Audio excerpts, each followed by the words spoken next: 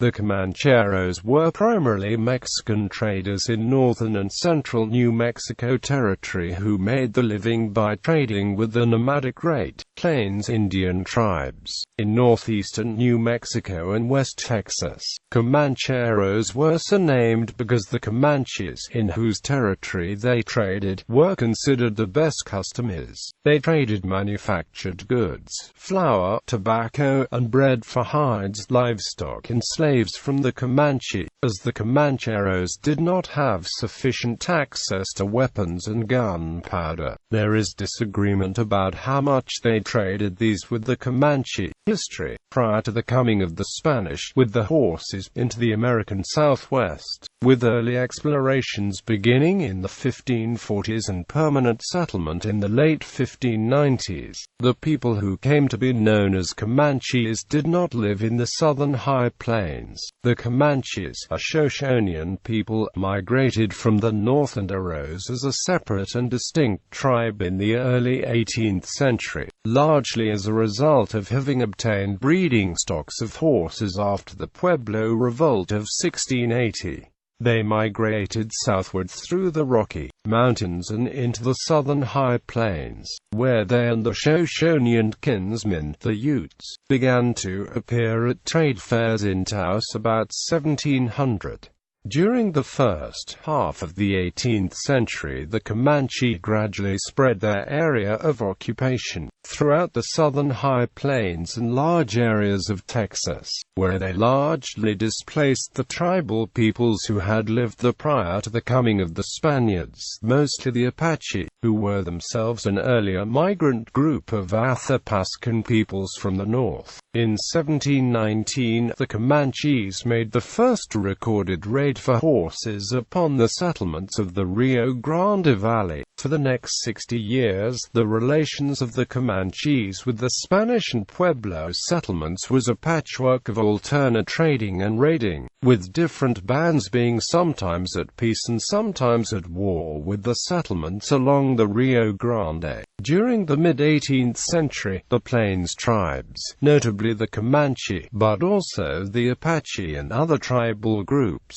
raided the Pueblos and Spanish settlements for horses, corn, and slaves with ever-increasing frequency. This continued until 1779, when a 500-man army led directly by the new young governor, Juan Bautista de Anza, and including 200 native auxiliaries, undertook a punitive expedition against the largest and most active group of Comanche raiders, who were led by a man known as Greenhorn, and, surprising the Comanches in their camp, killed Greenhorn and dealt a severe defeat to the Comanches.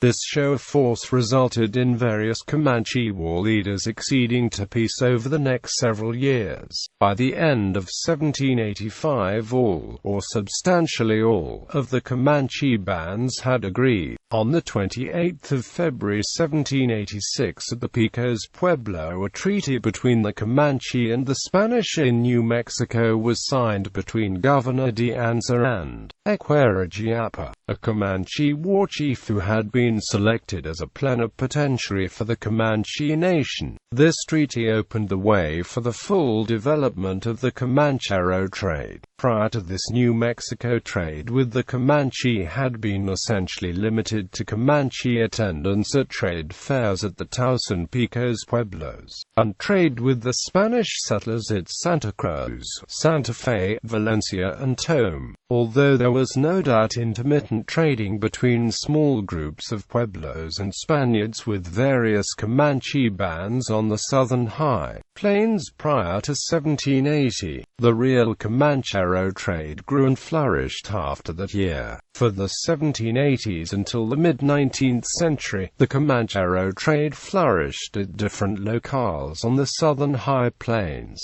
notably in northeastern New Mexico at Cerrito de los Comancheros in present-day Harding County and in the Palo Duro Canyon area of Texas near Quitac in present-day Briscoe County. When the U.S. government commenced its war against the Comanches after the American Civil War, the Comanchero allies and relatives assisted the Comanche resistance by supplying firearms and ammunition to the tribes. The U.S. Army's attempts to interdict this trade were relatively unsuccessful until the winter of 1874 to 1875, when U.S. Army troops under General Randall Mackenzie attacked and defeated 5 village camps of Comanches near Palo Duro Canyon, burning the villages and capturing and destroying 1,400 horses. This defeat, and loss of the horses, camps and food supplies, caused the last of the free-roaming Comanches, the Quijada under Quanah Parker, to surrender to reservation life at Ft.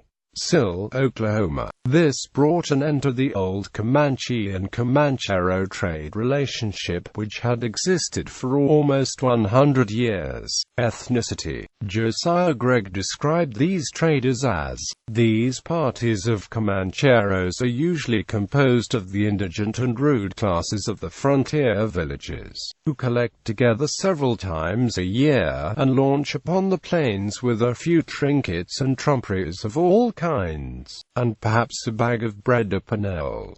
Quote, "Some historians and writers have referred to the Comancheros as Mexican traders, while traders from Mexico were occasionally involved with the Comanchero trade. By far the majority were from New Mexico. Hispanics and people of mixed ethnicity. New Mexicans at the time were the descendants of the Spanish colonial settlers and soldiers and the Native American peoples of New Mexico. The Native American people in New Mexico included the Pueblo, the Comanche, the Apache, the Kiowa, and the Navajo. The Comancheros are distinguishable from the Cebolleros, the buffalo hunters from New Mexico. Both Comancheros and Cebolleros, however, were primarily Hispanics from New Mexico. Film and television roles. Comancheros are frequently the basis of the plot in many Western former television series, such as Gunsmoke. In The Last Comanchero, the ABC Warner Brothers series Cheyenne, with Clint Walker in the starring role, character actor Harold J. Stone is cast as Gabe Larkin, a brutal outlaw and supposedly the last of the Comancheros of the New Mexico Territory. Ed Burns appeared as Benji Danton, whose parents were murdered by Larkin and whose girlfriend was held hostage by Larkin's last surviving son. A particularly memorable role is that of Blue Duck in Lonesome Duck.